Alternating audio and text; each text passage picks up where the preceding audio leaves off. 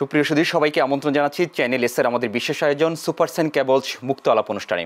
দর্শক, আপনারা জানেন যে প্রতিটি পর্বে আমরা এক একটি বিষয় নিয়ে কথা বলে থাকি, বিশেষ করে বাংলাদেশের রাজনীতির অর্থনীতির সর্বশেষ বিষয় নিয়ে কথা বলে থাকি। তারই ধারাবাহিকতায় অত্যন্ত দুজন প্রিয় মানুষকে আমাদের এই বিশেষ আয়োজনে আজকে আমন্ত্রণ জানিয়েছি। আমাদের সাথে আছেন অত্যন্ত প্রিয় মানুষ, আমাদের সাথে আছেন জনাব গোলাম নবী আলমগীর, যিনি ভোলা জেলা বিএনপির সম্মানিত আহ্বায়ক এবং দীর্ঘদিন ধরে প্রবীণ রাজনীতিবিদ এবং রাজনীতি নিয়ে বিভিন্ন ছোটবেলা থেকে যিনি রাজনীতির সাথে জড়িত। জনাব গোলাম নবী আলমগীর, স্বাগত আপনাকে আমাদের এই বিশেষ আয়োজনে। ধন্যবাদ। এবং আমার সাথে আছেন তরুণ রাজনীতিবিদ জনাব আখতারুজ্জামান, তরুণদেরকে নিয়ে কাজ করছেন এবং আগামীর বাংলাদেশ বিনির্মাণে যিনি কাজ করছেন এবং লেখালেখির সাথে কলাম লিখেন এবং গণমাধ্যমে লিখে থাকেন। জনাব আখতারুজ্জামান, আপনাকে স্বাগত জানাচ্ছি আমাদের এই বিশেষ আয়োজনে। ধন্যবাদ। নিশ্চয়ই আপনারা দুজন ভালো আছেন এবং ভালো থাকারই কথা। একটি বিষয় আমরা গোলাম নবী আলমগীর আপনার মাধ্যমে শুরু করতে চাচ্ছি। আজকে আমাদের যেই প্রতিপাদ্য বিষয় তরুণদের নেতৃত্ব এবং আগামীর বাংলাদেশ এবং ত্যাগী নেতৃত্বের মূল্যায়ন কিভাবে হতে পারে আর কি। আমরা জানি যে আপনি দীর্ঘদিন ধরে বিএনপি রাজনীতির সাথে জড়িত, জেল জুলুম খেটেছেন এবং দীর্ঘদিন কারাভোগ করেছেন এবং জীবনের এখন পর্যন্ত রাজনীতির সাথে আছেন এবং এখনও মামলা হামলার সাথে জড়িত আছেন। ত্যাগীদেরকে মূল্যায়ন নিয়ে বিএনপি বলছে এবার ত্যাগীদেরকে মূল্যায়ন করবে যারা দীর্ঘদিন ধরে ত্যাগ স্বীকার করে দলে রয়েছেন এবং দলের জন্য কাজ করছেন। এটিকে আপনি কিভাবে দেখছেন তারেক রহমান এই কথাটিকে? অবশ্যই এটি সঠিক কথাই বলেছেন আমাদের নেতা তারেক রহমান, যে যারা দীর্ঘদিন ধরে 16 বছরই নয় তার আগেও তাদের ত্যাগ তিতিক্ষা রয়েছে এই দেশকে মুক্ত করার জন্য, গণতন্ত্র প্রতিষ্ঠা করার জন্য এবং ভোটের অধিকার প্রতিষ্ঠা করার জন্য তরুণরাই এগিয়ে আসছে। তাদের আত্মত্যাগ, তাদের দীর্ঘ সংগ্রাম এবং বিএনপির অন্যান্য যারা আছেন, অন্যান্য দলেরও যারা আছেন সংগ্রাম করেছেন, তাদেরকে তো মূল্যায়ন অবশ্যই আগামী দিনে যারা রাজনীতি করবেন, যারা রাষ্ট্রীয় ক্ষমতায় আসবেন, নিশ্চয়ই তারা মূল্যায়ন করা তো উচিত এবং সেই কথাই উনি বলেছেন তারা মূল্যায়ন করবেন। তাদেরকে মূল্যায়ন না করলে আমাদের আগামী দিন পৃথিবী আসলেই এটা কোনো পৃথিবী আমাদের জন্য হবে না, আমাদের দেশের জন্য, বাংলাদেশের জন্য। এইটাই আমি স্বাগত জানাই, তার এই মনোভাবকে আমি স্বাগত জানাই এবং আমি মনে করি আগামী প্রজন্ম এবং যারা অতীতে যারা এই দেশের জন্য, এই দেশের মাটির জন্য, এই দেশের মুক্তির জন্য, গণতন্ত্র প্রতিষ্ঠার জন্য সংগ্রাম করেছেন, দীর্ঘ সংগ্রাম করেছেন, আত্মত্যাগ করেছেন, তাদের মূল্যায়ন হওয়া উচিত, এইটি স্বাভাবিক বলে আমি মনে করি। এবং যারা দীর্ঘদিন ধরে ত্যাগী নেতৃত্ব, এটাও আগেও আমরা দেখেছি, অন্যান্য সরকারও দেখেছি ত্যাগীদেরকে মূল্যায়ন করেছে এবং আপনারা যারা দীর্ঘদিন ধরে আছেন, মামলা হামলার শিকার হয়েছেন, আগের সরকার কি আপনাদেরকে বিনা কারণে মানে বিভিন্ন বিষয় নিয়ে আর কি মিথ্যা মামলার কথা আপনারা বলছেন, প্রতিটা মামলায় আপনাদের মিথ্যা মামলায় পরিণত হয়েছিল, আপনারা জেল জুলুম খেটেছেন, সেই সময়টুকুকে বা এইবার যদি আপনারা মূল্যায়িত হন সেভাবে, যে দল যদি মূল্যায়ন করে, আপনাদের কাছে কেমন লাগবে? যারা বিগত সরকারের আমলে, সরকারের আমলে জেল জুলুম খেটেছে এবং মিথ্যা মামলায়, শত শত মামলায় হাজার হাজার আমাদের নেতা কর্মীরা দুঃখ ভোগ করেছেন, কোর্টের বারান্দায় হাজিরা দিতে দিতে তাদের শেষ, তারা তো আজকে মুক্ত পৃথিবীতে এসে তো নিশ্চয়ই নিঃশ্বাস নিতে পারছেন। এবং যারা দীর্ঘদিন, যারা দীর্ঘ 10 বছর ঘরে ঘুমাতে পারেনি, তারা প্রায় 17 বছর ঘরে ঘুমাতে পারে নাই, এদিক ওদিক ঘুমিয়েছে, কোনো সময় ময়দানে ঘুমিয়েছে, কোনো সময় রাস্তায় ঘুমিয়েছে, কোনো সময় সেই জমিনের উপরে ক্ষেতের ধান খেতে শুয়েছে, আমরা দেখেছি, আমরা তাদের সঙ্গে ছিলাম। তারা আজকে মুক্ত বাতাসে ঘরে শুতে পারছে এবং আনন্দে তারা ঘুমাতে পারছে, এটি তো তাদের কাছে বড় পাওনা, বড় স্বাধীনতা এটি। সুতরাং এদের এই যে স্বাধীনতা, এই যে মুক্ত আকাশের দিকে তাকিয়ে থাকা এবং নিজ নিজ ঘরে শোয়া, এটা কম কথা নয়, এটাকে মূল্যায়ন অবশ্যই করতে হবে। আমি আপনার কাছে আসবো আখতারুজ্জামান সজল। একটি বিষয় হচ্ছে আপনি তরুণদেরকে নিয়ে কাজ করছেন এবং তরুণ নেতৃত্ব যেটি বলছে সেটাতে আপনার সাথে একসাথে যোগসূত্র আছেন, যেটি হচ্ছে আগামী নতুন বাংলাদেশ বিনির্মাণে বিএনপির পক্ষ থেকে বলা হচ্ছে তারা একটি নতুন বাংলাদেশ উপহার দেবে এবং নতুন বাংলাদেশকে তারা বিশ্বের দরবারে মাথা উঁচু করে যেভাবে দাঁড়াতে পারে সেটি নিয়ে তারা কাজ করবেন। কোন বিষয়টিকে সবচেয়ে বেশি ফোকাস করা দরকার আপনি মনে করছেন? বিএনপি বর্তমানে শুধুমাত্র একটা রাজনৈতিক দল হিসাবেই প্রতিষ্ঠা পেতে চাচ্ছে না, বিএনপির অনেক বড় লক্ষ্য নিয়ে আগাচ্ছে, যেমন নেতৃত্বের নৈতিকতা, তারপরে আপনার জাতীয় ঐক্য এবং গণতন্ত্রের লড়াই। বিএনপির এতদিন পর্যন্ত ক্ষমতায় আসার জন্য কিন্তু লড়াই, আন্দোলন সংগ্রামে জড়িত ছিল না। বিএনপির একমাত্র লক্ষ্য উদ্দেশ্য গণতান্ত্রিক লড়াই।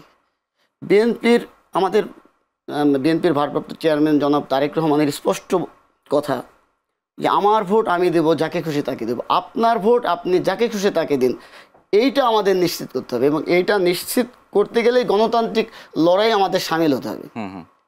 যেহেতু দীর্ঘদিন বিএনপি আন্দোলন সংগ্রামের মধ্য দিয়ে বিএনপি ইতিমধ্যে প্রকাশ পেয়েছে যে বিএনপি একটা শক্তিশালী রাজনৈতিক দল এবং একটা সুশৃঙ্খল রাজনৈতিক দল। জি। তো আগামীতে বিএনপির একটা বিরাট লক্ষ্য উদ্দেশ্য আছে, সেটা হচ্ছে ধরেন আগামীতে যদি সঠিক নির্বাচনের মধ্য দিয়ে যদি বিএনপি ক্ষমতায় আসে, আমাদের জনাব তারেক রহমানের যে 31 দফা সেই কর্মসূচিগুলো যদি আপনি পড়ে দেখেন পর্যায়ক্রমে, সেখানে অনেকগুলো কর্মসূচি আছে। আজকে যে সংস্কারের কথাগুলো বলা হচ্ছে প্রত্যেকটা সংস্কার কিন্তু 31 দফার মধ্যে আছে। তারপরে আমাদের মৌলিক চাহিদাগুলো, আজকে যে আমাদের লুটপাটগুলো হইতেছে, সেগুলো আগামীতে গণতান্ত্রিক আন্দোলনের মধ্য দিয়ে নির্বাচিত সরকারের মধ্য দিয়ে একটা গণতান্ত্রিক দল ক্ষমতায়, সেগুলো কিন্তু আগামীতে আসবে না। যেটি আমরা মব সৃষ্টি হচ্ছে বা এগুলো হচ্ছে, এগুলো বন্ধ হবে এগুলো। এবং 31 দফার মধ্যে কত সুন্দর একটা কর্মসূচি আছে আপনাদের যে বলা হচ্ছে যে অবাধ ও নিরপেক্ষ নির্বাচন কমিশন। তারপরে আপনাকে ওখানে বলা হচ্ছে যে আপনার গণতন্ত্র প্রতিষ্ঠার জন্য যে মানুষের যে মৌলিক চাহিদাগুলো, মৌলিক যে চাহিদা, সেই মৌলিক চাহিদার মধ্যে মূল যে বাক স্বাধীনতা, মানুষের নিরাপত্তা, কথা বলার সামাজিক নিরাপত্তা, মানুষের নৈতিকতা, মানুষের মূল্যবোধ, এই সবগুলোই কিন্তু ওখানে চলে আসতেছে।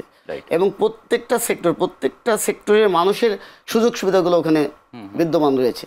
তো আজকে যারা এই যে নব্য রাজনৈতিক যারা সংস্কার নিয়ে মানুষের মধ্যে একটা বিষ বাষ্প ছড়াচ্ছে, আমার মনে হয় না যে ওই 31 দফার বাইরে আর কোনো সংস্কার, মানে নতুন কোনো সংস্কার আছে। সংস্কার তো একটা চলমান প্রক্রিয়া। আপনি বুঝাতে চাচ্ছেন যে মানে হঠাৎ করে এত বড় সংস্কার বা বললি সংস্কার হয়ে যাবে, বা এটা ধারাবাহিকতা প্রক্রিয়া। জি জি।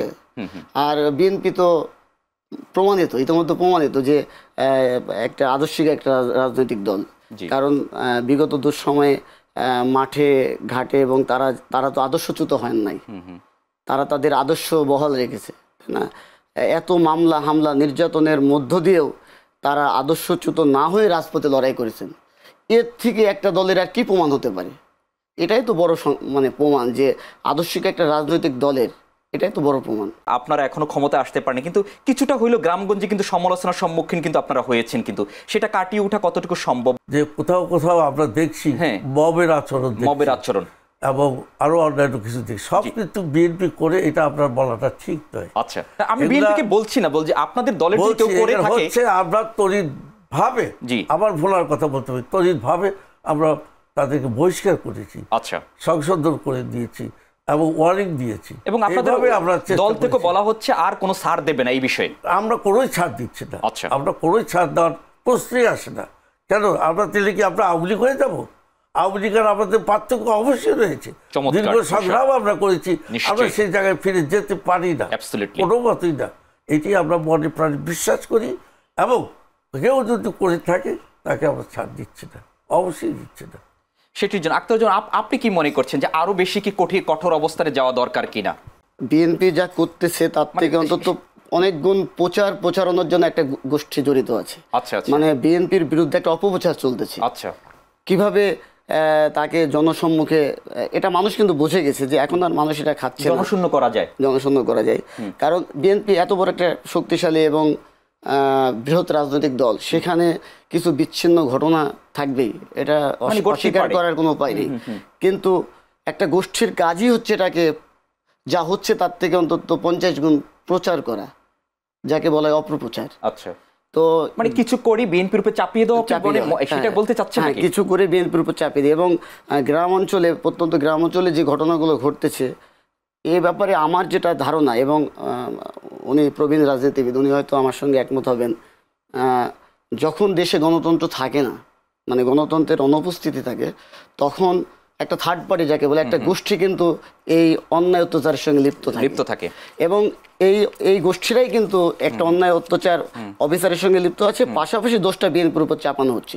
কিছু জায়গায় কিছু ঘটনা ঘটতেছে না, এটা আমি অস্বীকার করবো না, তবে তৎক্ষণাৎ যে ঘটনাগুলো ঘটেছে অভিযোগ দেওয়ার তৎক্ষণাৎ এটা বিচার বিশ্লেষণ ছাড়াই কিন্তু তাকে বহিষ্কার করা হয়েছে। আচ্ছা, তো এটাই তো বিএনপির, এর থেকে উদারতা বিএনপির আর কি আপনি দেখবেন যে বিএনপিতে কোনো ছাড় নাই।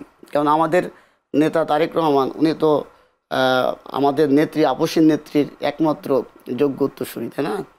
তো আমাদের তো সেটাই শিখিয়েছে যে কোনো অন্যায় অত্যাচারের সঙ্গে আমরা আপোষ করতে রাজি না। তো সেই ধারাবাহিকতাই এখন যেটা এবং আগে যারা যেটা করেছে সেটা থেকে যদি আমরা যদি শিক্ষা না নিই তাহলে তো অবশ্যই আমাদের অতীত শিক্ষা থেকেই আমাদের শিক্ষা নিতে হবে এবং সেই শিক্ষা নিয়েই আমাদের সামনে এগোতে হবে। অতীত শিক্ষা এখন আমাদের বিএনপির ভারপ্রাপ্ত চেয়ারম্যান তারেক রহমান স্পষ্ট বার্তা, স্পষ্ট বক্তব্য যে ওরা যা করেছে ওটাই যদি আমরা করি ওরা আর আমাদের মধ্যে পার্থক্য কোথায়, তাই না? সে তাহলে অতীত থেকে আমাদের শিক্ষা নিতেই হবে এবং সেই শিক্ষা নিয়েই নৈতিকতা আদর্শ নিয়েই রাজনৈতিক যাত্রা শুরু করতে হবে। তবে আগামী স্বপ্নের বাংলাদেশ এবং সুন্দর বাংলাদেশ বিনির্মাণ হবে। নিশ্চয়ই সেটি। গোলাম নবী আলমগীর, একটি কথা হচ্ছে জাতীয় নির্বাচন আপনারা ডিসেম্বরের কথা বলেন বা ফেব্রুয়ারির মধ্যে হওয়ার কথা বলছেন, সেটি হয়তো বা হয়ে যাবে আর কি। স্থানীয় সরকার নির্বাচন আছে, সেখানে হচ্ছে আপনারা যারা জেলার বড় দায়িত্ব রয়েছেন তারা কিন্তু সেই প্রতিনিধিগুলো আপনারাই অনেকটা নির্বাচন করবেন বা আপনারা সুপারিশ করবেন। সেখানে আপনারা কতটুকু স্থানীয় সরকার নির্বাচনে আপনারা কতটুকু যোগ্য, সৎ এবং দলের প্রতি অনুরাগী লোকদেরকে আপনারা বিবেচনা করবেন? আমরা দেখেছি যে বিগত সরকারের সময় যারা দলের বিভিন্ন ধরনের অপকর্মের সাথে ছিল তাদেরকেই বিভিন্নভাবে কিন্তু তারা কিন্তু স্থানীয় নির্বাচনে কিন্তু মনোনয়ন দিয়েছে আর কি। আপনারা সেই বিষয়ে কতটুকু কঠোর থাকবেন যাতে কেউ অনিয়মের সাথে জড়িত বা দুর্নীতি এবং বিভিন্ন অপকর্মের সাথে জড়িত হয়ে যাতে এটাতে না আসতে পারে? বিগত সরকারের কথা আর কি বলবেন, তারা তো বাণিজ্য করেছে, স্থানীয় সরকার তারা তো করেছে বাণিজ্য। জি, এবং সে বাণিজ্যের মাধ্যমে তারা নমিনেশন দিত, তার মার্কা দিয়ে দিত, যে খুশি তাই হয়ে যেত এবং দেশের স্থানীয় সরকারগুলিকে একেবারে নষ্ট চূড়ান্ত করে ছেড়েছে তারা। কিন্তু বিএনপি সেটা বিশ্বাস করে না। বিএনপি চায় মানুষ কাকে পছন্দ করে, কে সৎ লোক, কে সঠিকভাবে তার স্থানীয় সরকারের পরিচালনা করতে পারবে, সেদিকেই বিএনপির খেয়াল। এবং আমি আমার এলাকার কথা বলতে পারি, আমরা অবশ্যই নির্ভীকতার সঙ্গে এবং সততার সঙ্গে সঠিক মানুষটাকে আমরা চয়েস করে দেব, যার দ্বারা মানুষের সেই অঞ্চলের সেই গোষ্ঠীর সকলের উপকার হতে পারে, উন্নয়ন করতে পারে। আমরা সেই মানুষগুলোকে চয়েস করে নেব এবং তাদেরকেই আমরা চেষ্টা করব নির্বাচিত করার জন্য। অনেকে হচ্ছে যে ফেসিস্ট থেকে আপনাদের দলে অন্তর্ভুক্ত হতে চাচ্ছে এবং গ্রামগঞ্জে এরকম অনেক কথা শোনা যায় যে যখন যে দল আসে সেই দলের সাথে সম্পৃক্ত হচ্ছে আর কি। আপনারা কি এই ধরনের কোনো প্রশ্রয় জলে দিচ্ছেন কিনা আর কি? আপনি সঠিক কথাই বলেছেন। আমরা লক্ষ্য করেছি অনেক ফ্যাসিস্টের দোষর যারা ছিল এদিক তারা গুট করে আমাদের কাছে আসছে, দলে চোরদার করার জন্য চেষ্টা করছে। কিন্তু আমরা বলেছি আমরা ফ্যাসিস্টের কোনো দোষর এবং দুষ্ট ও খারাপ আওয়ামী লীগ আমরা অবশ্যই নেব না। আমরা আমাদের দলে লোকের অভাব নেই, মানুষের অভাব নেই, দেশের মানুষের অভাব নেই। আমরা কেন সেই দুষ্ট লোকদেরকে, যারা এই দেশের মানুষকে কষ্ট দিয়েছে, স্থানীয় মানুষকে কষ্ট দিয়েছে, তাদের লুটপাট করেছে, তাদের সম্পত্তি দিয়েছে, তাদেরকে বিভিন্নভাবে অত্যাচার করেছে, অত্যাচারিত হয়েছে আমাদের দেশের লোক, তাদেরকে আমরা কেন নেব? আমাদের লোকের কোনো অভাব নেই। সুতরাং ওগুলা কোনো প্রশ্নই আসে না, আমরা তাদেরকে নেওয়ার প্রশ্নই আসে না। আমরা সব লোকের আবাস স্থান হইবে বিএনপি, এটা আমরা বিশ্বাস করি। আখতারুজ্জামান, আপনি মনে হয় একটু যোগ করতে চাচ্ছেন এই বিষয়টিকে, যে আসলে অন্য দল থেকে এসে আবার বিএনপিতে হচ্ছে যে ঢাকা দেওয়া, এই বিষয়ে যদি এখন থেকে সতর্ক না হয় তাহলে দলের জন্য কিন্তু এটি কিন্তু ভবিষ্যতে কিন্তু খারাপ কিছু হতে পারে কিনা, এরকম কিছু? এখন থেকে তো সতর্ক হচ্ছি, আমরা সবাই সতর্ক হচ্ছে যার জায়গা থেকে। শিওর। কারণ আমার অঞ্চলে বা আমি তো জানি যে কারা বিগত সময়ে আওয়ামী লীগের দোষর ছিল, তাই না, বা অপকর্মের সাথে জড়িত ছিল। তা আমি এটা জেনে বুঝে কেনই বা তাকে আমি আমার এত সুন্দর একটা রাজনৈতিক সংগঠনে তাকে জায়গা দেব? আর এত বড় একটা রাজনৈতিক সংগঠন, এত শক্তিশালী একটা রাজনৈতিক সংগঠন, এখন তো বিএনপি জাতীয় ঐক্য নিয়ে ব্যস্ত। এখানে কেন আওয়ামী লীগের দোষরদের ঠাঁই দেওয়া হবে? এখন তো বিএনপি শুধুমাত্র একটা রাজনৈতিক দল হিসেবে প্রতিষ্ঠিত অর্জন করতে চাচ্ছে না, সে একটা জাতীয় ঐক্য এবং জাতীয় চিন্তা চেতনা নিয়ে জনগণের আশা আকাঙ্ক্ষাকে কীভাবে বাস্তবায়ন করা যায় সেটা নিয়ে বিএনপি ব্যস্ত। সেখানে তো আওয়ামী লীগের দোসরদের ঠাঁই দেওয়ার কোনো প্রশ্ন ওঠে না। আরেকটি বিষয় হচ্ছে যে আমরা যেটি বলছি গণতন্ত্র পুনরুদ্ধারে বিএনপির অনেক বড় ভূমিকা আমরা আগেও দেখেছি, এখনো দেখছি তারা সেটি নিয়ে কথা বলছে আর কি। এটি আপনি বিষয়টিকে কিভাবে দেখছেন যে তারা প্রতিবারই তাদের আন্দোলনের প্রধান উদ্দেশ্যই থাকে যে আমরা গণতন্ত্র পুনরুদ্ধার করব আর কি, ফেসিস্ট সরকার সময় তারা হচ্ছে যে এই কথাগুলো বলেছে আর কি, কতটুকু গণতন্ত্র তারা এখন পর্যন্ত তাদের দলের মধ্যে রক্ষা করতে পারছে বলে আপনি মনে করছেন? হ্যাঁ, গণতন্ত্র পুনরুদ্ধারের জন্য জাতীয়ভাবে গণতন্ত্র পুনরুদ্ধার প্রতিষ্ঠা হবে তখনই যখন জাতীয় নির্বাচন হবে, সুষ্ঠু নির্বাচন হবে।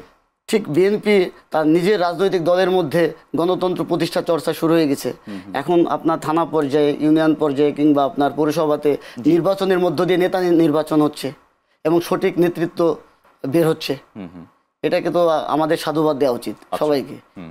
মানে প্রশ্ন উঠেছিল যে নিজের দলের মধ্যে যদি গণতন্ত্র প্রতিষ্ঠা না হয় তাহলে জাতীয়ভাবে নিজের দলের মধ্যে গণতন্ত্র চর্চা শুরু হয়ে গেছে। আমাদের প্রত্যেকটা নির্বাচনই তখন গণতান্ত্রিক পদ্ধতিতেই তো চালু হয়েছে। আপনি আপনার লোকাল যে আঞ্চলিক পর্যায়ে বলেন, সবগুলো নেতা নির্বাচন হচ্ছে গণতান্ত্রিক পদ্ধতিতে। নিশ্চয়ই গোলাম নবী, গণতন্ত্রকে মানে টিকিয়ে রাখতে হলে মানে আপনাদের দলের থেকে বারবার বলা হচ্ছে এবং গণতন্ত্র দলের মধ্যে চালু রেখে হচ্ছে যে পুরো দেশের মধ্যে গণতন্ত্র প্রতিষ্ঠা করা আর কি, এটি আপনাদের যারা নেতৃত্ব দিচ্ছে বা বিশেষ করে আপনাদের চেয়ারম্যান, ভারপ্রাপ্ত চেয়ারম্যান সেটি বলছে আর কি। এটি প্রতিষ্ঠার জন্য আপনারা কতটুকু মানে একতাবদ্ধ এবং কতটুকু আপনারা নিজেদের কাছে মানে চেয়ারম্যান সাহেব যেটা চাচ্ছেন, উনি অত্যন্ত যুক্তিবাদী মানুষ এবং অত্যন্ত গণতন্ত্রের প্রতি ওদের প্রাণ। উনি সঠিকই বলেছেন, গণতন্ত্র আমরা এখন আমাদের যে সংগঠনগুলো রয়েছে, বিভিন্ন জেলা সংগঠন, উপজেলা সংগঠন এবং আমাদের পৌরসভাগুলিতে আমরা ইলেকশনের মাধ্যমে আমাদের দলকে গঠন করছি। মাত্র কয়েকদিন আগে পটুয়াখালীতে বিরাট সমাবেশ নয়, ইলেকশনের মাধ্যমে সম্মেলন হয়েছে। 600-700 মানুষ ওখানে উপস্থিত ছিল। তাদের সরাসরি ভোটে ওখানে সভাপতি এবং সেক্রেটারি নিযুক্ত হয়েছে, নির্বাচিত হয়েছে। এটিকেই বললে গণতন্ত্র, তৃণমূলের গণতন্ত্রকে আমি এটাই বলবো। এবং এটা শুরু হয়ে গেছে, বিভিন্ন জেলায় হচ্ছে, আবার ভোলায় জেলায় হবে কিছুদিনের মধ্যে। আমরা সেভাবেই গণতন্ত্রকে লালিত পালিত করে আমরা মানুষ হতে চাই, উপর দিকে উঠতে চাই, কাউকে বঞ্চিত করে নাই। গণতন্ত্র আমরা রুট লেভেলে শুরু করে দিয়েছি এবং এটাই আমরা বিশ্বাস করি। আমরা জাতীয় পর্যায়েও আমরা এটাকেই কায়েম রাখতে চাই। আমাদের মাননীয় ভারপ্রাপ্ত চেয়ারম্যান এটাই চাচ্ছেন, উনি এটা আমাদের বলছেন যে আমরা এটাই চাই, আমরা সেভাবে এগিয়ে যাচ্ছি। আমরা এই বিষয়গুলো নিয়ে আরো বিস্তারিত আলোচনা করব ছোট্ট একটা বিরতির পরে। দর্শক, আমরা যাচ্ছি সুপারসাইন কেবলসের সৌজন্য ছোট্ট একটা বিরতিতে, থাকুন আমাদের সাথে, ফিরছি একটু পরেই।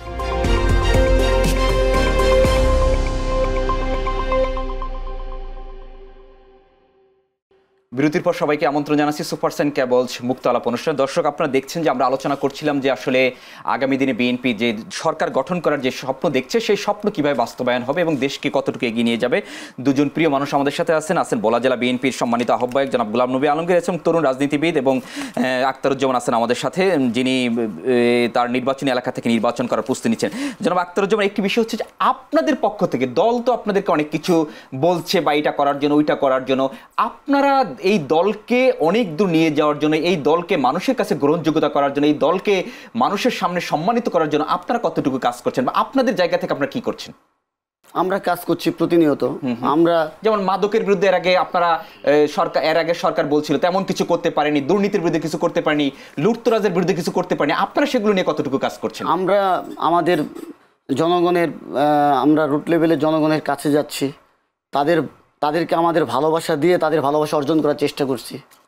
আমরা প্রতিনিয়ত আমাদের এলাকায় যাচ্ছি এবং প্রত্যেকটা সমস্যাগুলো নিয়ে, মানুষের সমস্যাগুলো নিয়ে আমরা নোট করতেছি এবং তাদের সমস্যাগুলো আমরা শুনতেছি এবং সমস্যাগুলো সমাধানের জন্য আমরা যারা জাতীয়তাবাদী দল সবাই ঐক্যবদ্ধ হয়ে কাজ করার চেষ্টা করতেছি। কারণ এখন তো আইনের কোনো শাসন নেই, এটা আপনি জানেন।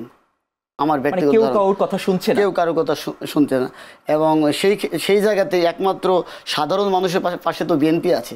বিএনপি সাধারণ মানুষের কাছে যাচ্ছে। শুধু দলীয় যে কর্মসূচিগুলো পালন করছে তা না, প্রত্যেকটা মানুষের দাঁড়িয়ে দাঁড়িয়ে যাচ্ছে তাদের সমস্যাগুলো। এই যে আমাদের বৃক্ষরোপণ কর্মসূচি চলতেছে। নির্বাচন আপনাদের ডিসেম্বরের কথা বলছেন বা ফেব্রুয়ারি নাগাদ, সেই প্রস্তুতি আপনারা নিচ্ছেন। আপনাদের কোনো প্রস্তুতি আছে কিনা, ব্যক্তিগত বা দলীয়ভাবে কোনো প্রস্তুতি আছে কিনা? আপনারা তো মানুষের কাছে যাচ্ছেন কিনা এরকম? সবাই যাচ্ছে, যার যার জায়গা থেকে সবাই যাচ্ছে নিজ নিজ জায়গাতে। যারা মনে করতেছে আমার জায়গাতে হয়তো আমি কাজ করলে আমি পরবর্তীতে তার একটা ভালো রেজাল্ট পাবো, হ্যাঁ, সেভাবে যার যার জায়গা থেকে সবাই যাচ্ছে। আর আপনি বলছিলেন ত্যাগীদের যে বিষয়টা, ত্যাগীদের তো মূল্যায়ন করা শুরু হয়েছে এবং এটা তো বিএনপির নৈতিক দায়ী। কারণ বিগত দুঃসময়ে যারা আন্দোলন সংগ্রামী ছিল সেই সব ত্যাগী এবং যাদের রাজনৈতিক প্রজ্ঞা আছে, পাশাপাশি যারা সৎ, হ্যাঁ, তাদেরকে তো মূল্যায়ন করবেই। এটা তো বিএনপির নৈতিক একটা দায়ী। এবং বিএনপির ভারপ্রাপ্ত চেয়ারম্যান জনাব তারেক রহমান তো স্পষ্ট বলেছেন যে ত্যাগীদের এবং সৎদের আগামীতে মূল্যায়ন করা হবে এবং যথাযথ দলের গুরুত্বপূর্ণ জায়গায় যথাযথ জায়গায় তারা স্থান পাবে। এবং আপনি হয়তো শুনেছেন ইতিমধ্যে আমাদের যে কৃষক দলের দুজন যে প্রেসিডেন্ট এবং সেক্রেটারি, তাদের তো অগ্রিম যে মনোনয়নটা ফরিদপুর 3 আসন এবং পাবনা 3 আসন তাদের কাজ করার সুযোগ দিয়েছে। কেন দিচ্ছে? অবশ্যই তারা বিগত দুঃসময়ে তারা কাজ করছে, বিগত দুঃসময়ে দলের পাশে ছিল, নিবেদিত ছিল দলের জন্য এবং দল তাদের কাছে কিছু অন করতেছে। এই কারণে তো ত্যাগীদের মূল্যায়ন শুরু হয়ে গেছে এবং আগামীতে আরো বেশি মূল্যায়িত হবে আর কি। গোলাম নবী আলমগীর, দীর্ঘদিন ধরে আপনার রাজনীতি বর্ণাঢ্য জীবনে সেটি হচ্ছে আমরা জানি, সেটি হচ্ছে যে আপনার কাছে যে সৎ রাজনীতিবিদ হিসেবে আপনি মানুষের কাছে পরিচিত, কিন্তু আপনার কাছে রাজনীতির সংজ্ঞা কি, সৎ রাজনীতিবিদের সংজ্ঞা কি, বা আপনি কিভাবে বিষয়টিকে দেখছেন? যেটা আমি মনে করি, রাজনীতি করতে হলে আগে নিজেকে ঠিক করতে হবে। চমৎকার কথা। যে মানুষকে আমি সেবা দেব, মানুষের জন্য কাজ করব, মানুষের উন্নয়ন করব, অর্থনৈতিক উন্নয়ন করব, সেই জন্য সঠিকভাবে মানুষটা দাঁড়াতে পারবে, কাজ করতে পারবে। মানে আপনি বলতে চান আগে নিজে ঠিক হতে হবে? হ্যাঁ, অবশ্যই অবশ্যই। আমি যে ঠিক নাই, আমি আরেকজনকে কিভাবে ঠিক করব, আরেকজনটা আমি কিভাবে বুঝবো, এইটা আমি মেনটেন করি এবং এটা আমি বিশ্বাস করি। দীর্ঘদিন আমার জীবনে এটি আমি ঘটে আসি। আমি 3বার ভোলা পৌরসভার চেয়ারম্যান ছিলাম, মেয়র ছিলাম।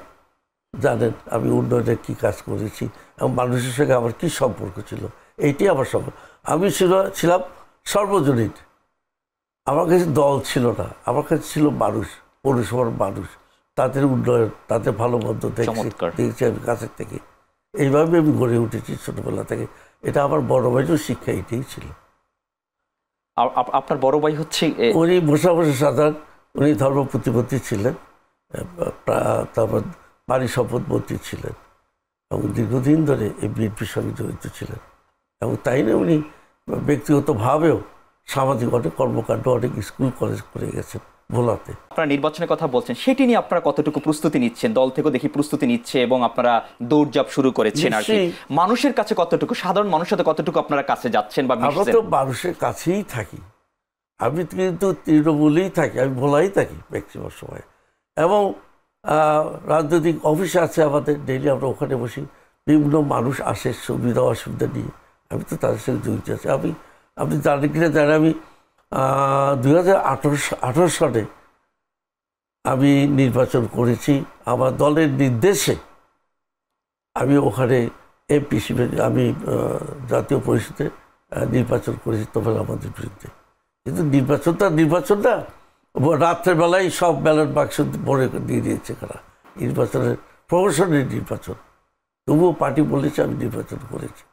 আবার আগামী তো আশা করি দল যদি আমাকে চায়, নমিনেশন দেয়, আমি চেষ্টা করব এই সিটকে আমি বিজয় গ্রহণ করাতে। এলাকার তরুণদের নিয়ে আপনাদের স্বপ্ন কি? যে তরুণ যারা আপনার বেকার এবং হচ্ছে যুবক আছে এবং মাদকাসক্তে পুরো বাংলাদেশ ছেয়ে গিয়েছে, তাদের এই মাদকাসক্তের বিরুদ্ধে এর আগে যারা সরকার ছিল তারা জিরো টলারেন্স এইগুলো কথাগুলো শুনেইছে, কিন্তু এগুলো বাস্তবে কাগজে কলমেই ছিল, এগুলো বাস্তবে কখনো সেগুলো তারা প্রতিফলন ঘটাতে পারেনি। আপনারা লোকাল পর্যায়ে যেগুলো আছে সেগুলোর বিরুদ্ধে কোনো ধরনের প্রোটেক্ট নেবেন কিনা আর কি, মাদকের বিরুদ্ধে, দুর্নীতির বিরুদ্ধে, বিশেষ করে মাদকের বিরুদ্ধে? মাদকের বিরুদ্ধে তো আমাদের জিরো টলারেন্স আছেই। তাছাড়া যুবকদেরকে আমাদের কর্মমুখী করার জন্য কর্মমুখী করতে হবে, তাদের উপযুক্ত কাজ দিতে হবে, তাদের ট্রেনিং দিতে হবে, যাতে তারা মানুষের মতো নিজের পায়ে দাঁড়াতে পারে, কাজ করতে পারে। জি। আমাদের সুযোগ অনেক রয়েছে, কিন্তু আমরা সেই সুযোগটা গ্রহণও করি না, তাদের কাছে এনে দিই না, তাই তারা বিপদগামী হয়। আচ্ছা। এটার জন্য বিগত সরকার দায়ী। তারা তাদেরকে যথেচ্ছভাবে ব্যবহার করেছে, কিন্তু কাজ কিছু শিখায় নেয়। তারা সেই বেকার, সে বেকারই রয়ে গেছে। এই জন্য তাদের ভিতরে এসছে ফ্রাস্ট্রেশন, আমরা এটা লক্ষ্য করছি। জি, আখতারুজ্জামান, যেটি হচ্ছে আমাদের তরুণেরা এখন অনেক বেকার, তারা হচ্ছে যে কর্মমুখী হতে চাচ্ছে, তাদের কর্মসংস্থান খুব অভাব, এবং সেটা নিয়ে হচ্ছে যে এই সরকার, যারা অন্তর্বর্তীকালীন সরকার আছে তারাও বলছে তরুণদের অনেক কর্মসংস্থান করবে, আগের যারা ছিল তারাও বলছে, বিএনপিরও যে ইতিহার মধ্যে আছে যে তরুণদের কর্মসংস্থান করে 31 দফার মধ্যে আছে। এটিকে কিভাবে বাস্তবায়ন করা যেতে পারে? আমি ওই তরুণকেই প্রাধান্য দিচ্ছি যে তরুণ হচ্ছে ত্যাগী, সৎ, দেশপ্রেমিক আছে যে সমস্ত তরুণদের ভিতরে, তাদের নিয়ে এদেশে অনেক কিছু সম্ভব। জুলাই গণঅভ্যুত্থানটা তরুণ, ছাত্র জনতা সবাই একসঙ্গে তো কাঁধে কাঁধ মিলেই তো এই স্বৈরাচারকে বিতাড়িত করতে পেরেছে, তাই না? তো বিএনপি কাজ করছে তরুণদের নিয়ে। বিএনপি পরিবার যেটা, সেটা তরুণদের মাঝে যাচ্ছে, এবং আগামীতে বিএনপি যদি সঠিক নির্বাচনের মধ্য দিয়ে ক্ষমতা আসে, তো তাহলে তো বলছে যে 1 কোটি কর্মসংস্থান ব্যবস্থা করবে। তো এখন তো বিএনপি ক্ষমতায় নাই, তাই তো এখন তো আর বিএনপির পক্ষে কিছু করা সম্ভব না, তাই না? তারপরেও বিএনপি চেষ্টা করতেছে, সবার কাছে যাচ্ছে, তরুণদের খোঁজখবর রাখতেছে। এই যে জুলাই গণঅভ্যুত্থানে যারা শহীদ হয়েছে কিংবা যারা আহত হয়েছে, তাদের তো খোঁজখবর নিচ্ছে, একমাত্র বিএনপি নিচ্ছে। বিএনপিরা তাদের পাশে আছে। সেই নতুন যে দল এনসিপি, তারা তো তাদের নাকি আমরা শুনলাম যে তাদেরকে ফোন দিলেও 10 থেকে 15 বার ফোন দিলেও একবার তারা ফোন রিসিভ করে না, কিন্তু তাদের পাশে বিএনপি দাঁড়াচ্ছে, বিএনপি তাদের পাশে হাত বাড়িয়েছে। আপনারা দেখছেন, এটা আপনারা জানেন। তো এই এটি এবং হচ্ছে বিএনপি একটি বিশাল দল বর্তমানে, সেটা হচ্ছে দলের নাম ভাঙিয়ে যদি এখন যদি কেউ কিছু করে, সেটার দায়বদ্ধতা কিভাবে হতে পারে, সেটা দায়বদ্ধতা কে নেবে? বিএনপি যে বিভিন্ন ধরনের, তারা বিভিন্ন যারা আছে, অনেকে দলের নাম ভাঙিয়ে হচ্ছে বিভিন্ন অপকর্মের সাথে আমরা গণমাধ্যমে বা পত্রপত্রিকা দেখতে পাচ্ছি। এইটার বিরুদ্ধে যদি তার দায়ভার তো বিএনপি নেবে না, দায়ভার সেই ব্যক্তির। বিএনপির নাম ভাঙিয়ে যদি কোনো ব্যক্তি কোনো অপকর্মে জড়িত থাকে, তার দায়ভার তো বিএনপির না, সেই ব্যক্তির। সেই ব্যক্তি যদি বিএনপির হয়ে থাকে, তাহলে অবশ্যই বিএনপি তার বিরুদ্ধে ব্যবস্থা নেবে, এবং ব্যবস্থা নিয়ে আসছে প্রতিনিয়ত। এই যে দলের বোধহয় পর্যন্ত 600 নেতা কর্মী বহিষ্কার, অভিযোগ আসা মাত্রই বহিষ্কার। তদন্ত সাপেক্ষে যদি সে স্পষ্ট প্রমাণ হয় যে সে নির্দোষ, আবার তাকে অব্যাহত দেওয়া হচ্ছে। তো সেই ক্ষেত্রে এখানে দায়ভার তো বিএনপির নাম ভাঙিয়ে যদি কেউ অপকর্মে জড়িত থাকে, তার দায়ভার শুধুমাত্র তার। একটু যোগ করতে চাচ্ছিল এই বিষয়টি নিয়ে। না, ঠিকই। জি, দল কেন এই দায়ভার দিবে? অপকর্মই বলে আমরা বিশ্বাস করি, সেটাকে আমরা কোনোবার দিনই সাধুবাদ কি আমাদের দ্বারের কাছেও তাদেরকে আমরা জায়গা দিব না। যেটা আমরা ভোলাই করছি, তজুমুদ্দিন একটা ঘটনা করেছে, গত পরশুদিন আমরা তাকে বহিষ্কার করেছি। এবং সঙ্গে সঙ্গে আমি জানি আমাদের তারেক জিয়ার কাছে এই খবরটি যখনই যাবে, তিনি দেখেন সঙ্গে সঙ্গে উনি ফোন করে খবর নেন, সঙ্গে সঙ্গে উনি খবর নেন এটা কি করা হলো। তার আগেই দেখা যায় যে আমরা তাকে বহিষ্কার করে ফেলি। কিন্তু এমনই প্রম্পট উনি থাকেন যে কোনো কিছু দেখলে কিন্তু ওনার দৃষ্টিগোচর হলে কোনো মতে কোনো মাপ নাই, উনি ওর সঙ্গে সঙ্গে খবর নেন। লোকাল যারা আপনাদের কর্মী রয়েছে, তারা অনেক সময় কিন্তু আমরা দেখেছি বিগত সরকারের সময় আর কি, তারা কোনো অপরাধ করলে যারা নেতৃত্ব পর্যায়ে আছে, জেলা নেতৃত্ব, তাদের কাছে এসে ছাড় পেয়ে যায় বা তারা সুপারিশ করে তাকে সেই দায় মুক্তি করার চেষ্টা করে, দোষারোপ থাকা সত্ত্বেও। এটি আপনাদের বিরুদ্ধে কি কখনো অভিযোগ আসবে কি না? আসবে না। যে অবস্থা আমি দেখি, তারেক রহমান যতদিন আছেন, উনি যেভাবে আমাদেরকে চালাচ্ছেন, দেশটা এখনো চালান নাই, চালাবেন বলে আশা করি। উনি থাকতে উনি এটার ব্যত্যয় ঘটবে বলে পার্টির মধ্যে আমি মনে করি না। উনি অত্যন্ত কঠিন মানুষ, এবং জিরো টলারেন্স উনি মেনটেন করেন, মুখেই বলেন না, ওনার কানে কেটে দৃষ্টিগোচর করে কাউকে ছাড় দেন না, যেই হোক না কেন। এটার সঙ্গে কোনো কম্প্রোমাইজ আমাদের দল করে না, আমাদের নেতৃত্বরা তো করেই না, নেতারা করেই না। আগামী দিনে যে বাংলাদেশ, আমরা নতুন বাংলাদেশের স্বপ্ন দেখছি, সেই বাংলাদেশকে আপনি কিভাবে দেখছেন? যে আগামীর বাংলাদেশ যে একটি সুন্দর, সুখী, সমৃদ্ধ এবং নতুন বাংলাদেশ, এবং যেই বাংলাদেশ বিশ্বের বুকে মাথা উঁচু করে দাঁড়াবে, সেই বাংলাদেশ নিয়ে আপনি কি স্বপ্ন দেখছেন? এই স্বপ্ন তো আমরা সকল বাংলাদেশিরাই দেখি, কিন্তু বিগত সরকার আপনারা জানেন প্রত্যেকটা ব্যাংককে শেষ করে দিয়ে গেছে, প্রত্যেকটা সেক্টর লুটপাটের শেষ, কোটি কোটি শত কোটি ডলার দেশের বাইরে চলে গেছে, আপনারা জানেন, ফোকলা করে দিয়ে গেছে আমাদের অর্থনীতি। আজকে জিনিসপত্রের দাম কমাতে পারছে না, সরকার চেষ্টা করছে, কিছুটা কমেছে, কিন্তু মানুষের হাতে কোনো টাকা নেই, ব্যবসা নাই, কিছু নেই, তার ব্যাংকে ব্যাংক টাকা দিতে পারছে না। অনেক ব্যাংকই আপনার 2 লাখ টাকা গেছে দিবেন, যে 10,000 টাকা দিতে পারতেছে। প্রত্যেকটা ব্যাংক অ্যাফেক্টেড, এবং ব্যাংক যদি অ্যাফেক্টেড হয়, আমাদের যারা ব্যবসা চালাবে মূল, তারা যদি নিজেরাই অসুবিধার মধ্যে থাকে, দেশের উন্নয়ন হবে কি করে? বর্তমান সরকার অবশ্যই চেষ্টা করছে। যাই হোক, আগামীতে বিএনপি যদি সরকার গঠন করে, ইনশাল্লাহ আমাদের যে এই জিনিস রিসোর্সেস রয়েছে, রিসোর্সেস এটা ব্যবহার করে বিএনপি দেশকে আবার সেই সুন্দর একটি দেশে পরিণত করবে, আমি বিশ্বাস করি। এখন যেই উনি বললেন আমাদের যুব সমাজ বেকার পড়ে আছে, ম্যান পাওয়ার কোনো কাজে লাগছে না, লাগানো যাচ্ছে না, ইনশাল্লাহ আমাদের কর্মময় জীবন শুরু হবে, আমাদের এক্সপোর্ট সঠিক জায়গায় যাবে, এবং ব্যাংকগুলো আবার সেলফ সাফিসিয়েন্ট হয়ে আমাদেরকে অর্থনীতিকে চাঙ্গা করতে পারবে বলে আমি আশা করি বিএনপি আসলে। যেটা হচ্ছে বিএনপির সামনে নির্বাচন নিয়ে কিন্তু অনেক চ্যালেঞ্জ রয়েছে, নির্বাচন নিয়ে এখনো কিন্তু মানে সঠিক সিদ্ধান্তে কিন্তু পৌঁছানো যায়নি, অনেক চ্যালেঞ্জ রয়েছে বিএনপির সামনে, এবং বিএনপি কিন্তু আমরা দেখেছি প্রত্যেকটা চ্যালেঞ্জই মোকাবেলা করার সক্ষম আছে। সামনের চ্যালেঞ্জগুলো কতটুকু মোকাবেলা করবে বলে আপনাদের চ্যালেঞ্জ, আপনাদের সেই স্ট্রেংথ আছে বলে আপনি মনে করছেন? অবশ্যই স্ট্রেংথ আছে, তবে একটা জিনিস আপনার মনে রাখতে হবে যে বিগত সরকার, শেখ হাসিনার সরকার, স্বৈরাচার সরকার চলে গেছে ঠিকই, তার দোষটা কিন্তু এখনও আমাদের মধ্যে রয়ে গেছে। আচ্ছা, প্রতিটা অফিসে রয়ে গেছে, আপনার এনবিআরে রয়ে গেছে, আপনারা জানেন, খবর পেয়েছেন, প্রত্যেকটা তারা ঘাপটি বেড়ে আছে, এবং পাশে আমাদের দেশ, তারও আমাদের ভালো চায় না, আপনারা জানেন। এবং এইভাবে চ্যালেঞ্জটা হলে এখানেই, এই চ্যালেঞ্জকে আমরা মোকাবিলা করবে, বর্তমান সরকারও মোকাবিলা করবে ইনশাল্লাহ। আমরা সকলে মিলে যেই জন্য ঐক্য চাচ্ছেন আমাদের তারেক রহমান, যে ঐক্যের মাধ্যমে আমরা এই চ্যালেঞ্জকে মোকাবিলা করব, এবং একটি সুন্দর বাংলাদেশ গড়ে উঠবে, এটা আমি বিশ্বাস করি, আমরা বিএনপি বিশ্বাস করি। আখতারুজ্জামান, যেটি যোগ করতে পারি যে চ্যালেঞ্জ, হ্যাঁ শিওর, আপনি যোগ করবেন। আমি একটু যোগ করতে যাচ্ছি, সেটা হচ্ছে অবকাঠামোগত উন্নয়নই কিন্তু একমাত্র উন্নয়ন নয়। তো সেই আলোকে আমাদের বিএনপির ভারপ্রাপ্ত চেয়ারম্যান জনাব তারেক রহমানের যে স্পষ্ট বাণী যে ত্যাগীদের এবং সৎদের মূল্যায়ন করবে, এটা যদি অব্যাহত থাকে, তাহলে আগামীর বাংলাদেশ, মানে নির্বাচনের মধ্যে যদি বিএনপি ক্ষমতায় আসে এবং সত্যিই যদি ত্যাগীদের এবং সৎদের মূল্যায়ন করা হয়, তাহলে আগামীর বাংলাদেশ হবে মানুষের বাংলাদেশ, যেখানে মানবিক বাংলাদেশ হবে, যেখানে মনুষ্যত্বের বাংলাদেশ হবে, সেখানে লুটপাট থাকবে না এবং দমনপীড়ন থাকবে না, এটা নিশ্চিত।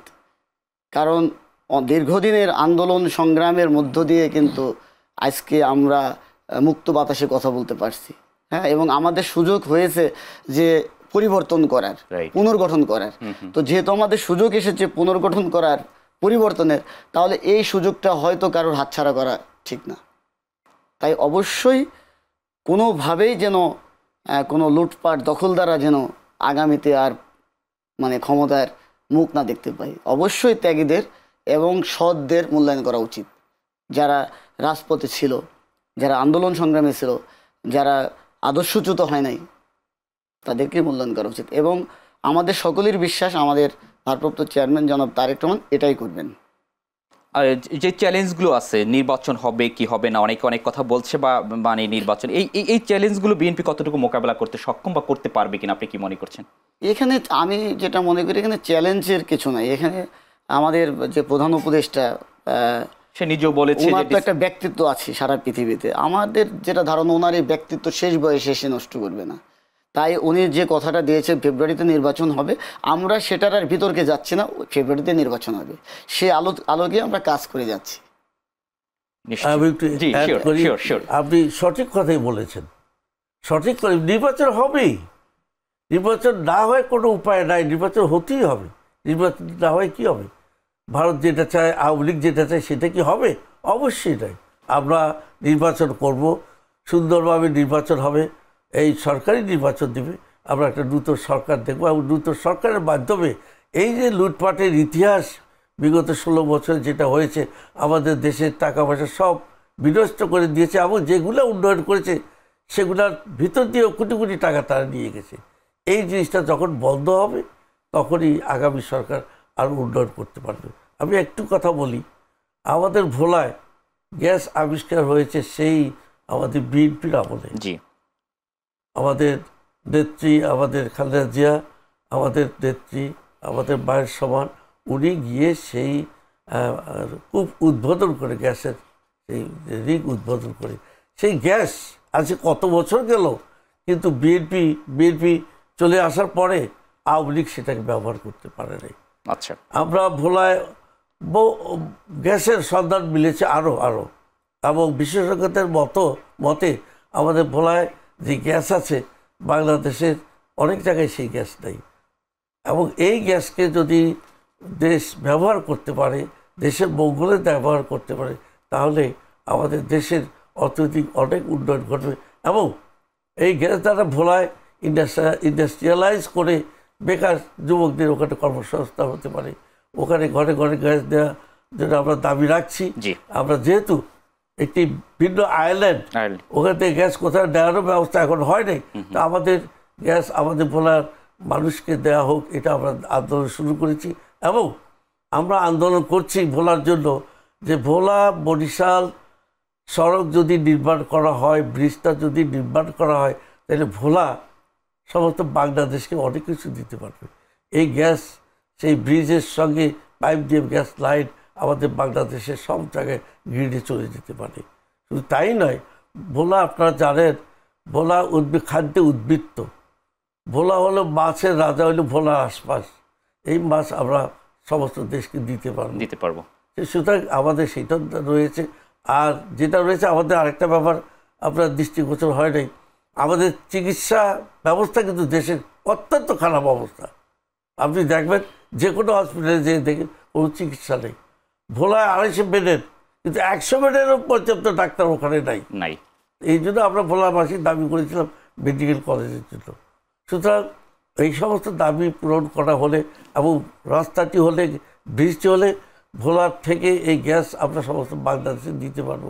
ভোলার মাছ বাংলাদেশে চলে যেতে পারবে এবং খাদ্য সম্পূর্ণ এবং উদ্বৃত্ত ভোলার চাল আমরা বরিশালের বিভিন্ন জায়গায় দিতে পারবো। এই সুযোগটা বাংলাদেশ দিতে পারে ভোলার মাধ্যমে। আমরা আশা করছি যে আপনাদের যে স্বপ্ন দেখছেন যে আপনাদের মানে যারা বিএনপি দল সরকার গঠন করবে সেই সময় হয়তো এগুলোর প্রত্যাশা করছি আগামী সরকার নিশ্চয়ই এটা করবে বাংলাদেশের উন্নয়নের জন্য সেটি করবে। ভোলার উন্নয়ন না, এটা সমস্ত দেশের উন্নয়নের জন্য করবে। আখতারুজ্জামান, শেষ করতে হবে আমাদের 1 মিনিটের মধ্যে। আপনি কি আগামীর বাংলাদেশকে নিয়ে কি দেখছেন, স্বপ্ন দেখছেন যে আগামীর বাংলাদেশ কেমন হবে, সেই স্বপ্ন 1 মিনিটের মধ্যে শেষ করতে হবে। আমি স্বপ্ন সবসময় দেখি, এখনও দেখছি যে আগামীর বাংলাদেশ আমাদের যে পুনর্গঠন আমরা যেভাবে স্বপ্ন দেখছি সেই স্বপ্ন আমাদের বাস্তবায়িত হবে। যে বাংলাদেশে কোনো ভেদাভেদ থাকবে না, যেখানে একটা জাতীয় ঐক্য থাকবে, যেখানে সকল মানুষের নাগরিক অধিকার থাকবে, যেখানে বাক স্বাধীনতা থাকবে, প্রশাসনিক ব্যবস্থা, প্রশাসনিক সুবিচার থাকবে, মানুষ তাদের ন্যায্য অধিকার ফিরে থাকবে, লুটপাটের রাজনীতি থাকবে না সেখানে, এবং দমন পীড়ন থাকবে না, সর্বোপরি দমন পীড়নের আমরা আশা করছি। জনাব আখতারুজ্জামান এবং গোলাম নবী আলমগীর, আপনাদের দুজনকে অসংখ্য ধন্যবাদ জানাচ্ছি ব্যস্ততার মাঝে আপনারা আমাদেরকে এসে সময় দেওয়ার জন্য। আপনাকে ধন্যবাদ। আমিও ধন্যবাদ জানাচ্ছি দর্শক মণ্ডলী সবাইকে আমি ধন্যবাদ জানাচ্ছি। ধন্যবাদ আপনাদেরকে। প্রিয় দর্শক, আমরা আমাদের অনুষ্ঠান একেবারে শেষ প্রান্তে, তবে একটি কথা বলতে হচ্ছে, আমরা স্বপ্ন দেখছি যে আগামীর বাংলাদেশ বিনির্মাণে যারা কাজ করবেন তারা অবশ্যই নৈতিকতা, আদর্শ এবং সৎ হতে হবে। তাহলে আগামীর বাংলাদেশ বিনির্মাণে আমরা কাজ করতে পারবো এবং নৈতিকতার যে স্খলন যাতে না ঘটে সেটি আমাদের লক্ষ্য রাখতে হবে। অসংখ্য ধন্যবাদ জানাচ্ছি যারা এতক্ষণ আমাদের অনুষ্ঠান দেখছেন। আগামী পর্বে আবার দেখা হবে নতুন কোনো অতিথির সাথে। সে পর্যন্ত সবাই ভালো থাকবেন, সবাইকে ভালো রাখবেন। আল্লাহ হাফেজ, শুভরাত্রি।